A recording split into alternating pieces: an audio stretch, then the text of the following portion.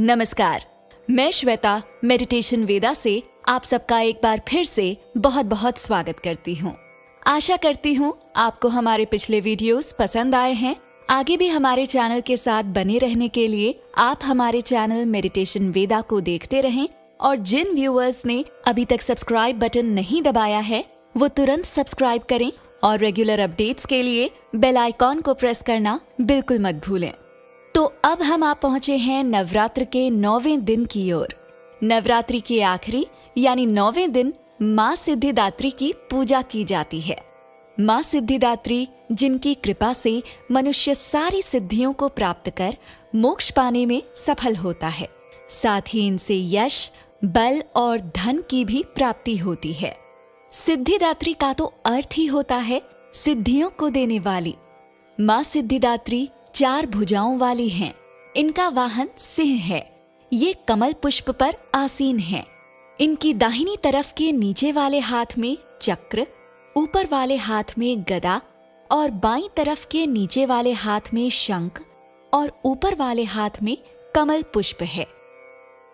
सिद्धिदात्री के पास अणिमा, महिमा, प्राप्ति, प्रकाम्य, गरिमा, लघिमा, ईशित्व और वशित्व, ये 8 सिद्धियां हैं।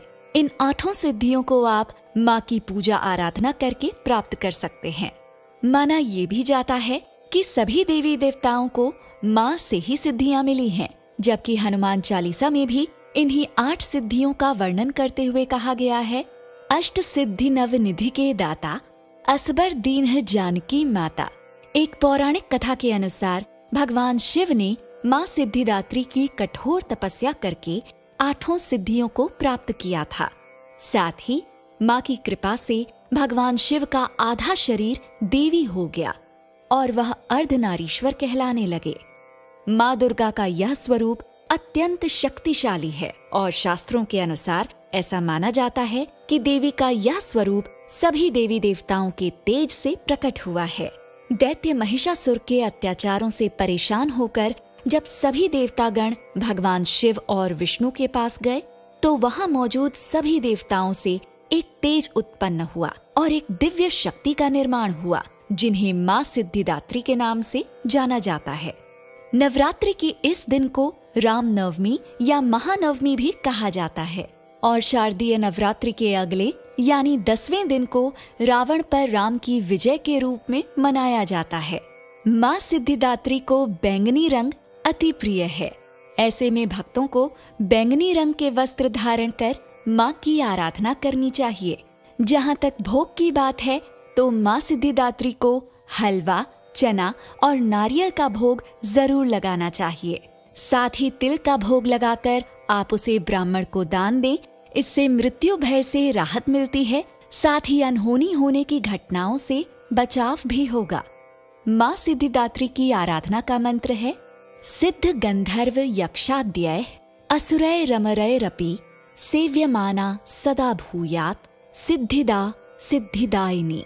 अर्थात सिद्ध, गंधर्व, यक्ष, असुर और अमरता प्राप्त देवों के द्वारा भी पूजी जाने वाली और सिद्धियों को प्रदान करने की शक्ति से युक्त माँ सिद्धिदात्री हमें भी 8 सिद्धियां प्रदान करें। माँ दुर्गा के इस अंतिम स्वरूप की आराधना के साथ ही नवरात्र के अनुष्ठान का समापन हो जाता है। बुराई पर अच्छाई का प्रतीक माना जाने वाला यह त्योहार हमें यह सिखाता है कि हम अपने जीवन से भी झूठ, छल और कपट और द्वेष जैसे दुर्गुणों को दूर कर दें। 10वीं को रावण दहन के साथ ही यह त्योहार समाप्त हो जाता है। विजयदशमी सिर्फ एक पर्व नहीं है, बल्कि एक प्रतीक है झूठ पर सच्चाई की जीत का, साहस का, निस्वार्थ सहायता का और मित्रता का। आशा है आप सभी लोग अपने परिजनों के साथ धूमधाम से पूरे उत्साह के साथ इस त्योहार को मनाएंगे और माँ का आशीर्वाद लेंगे। नमस्कार।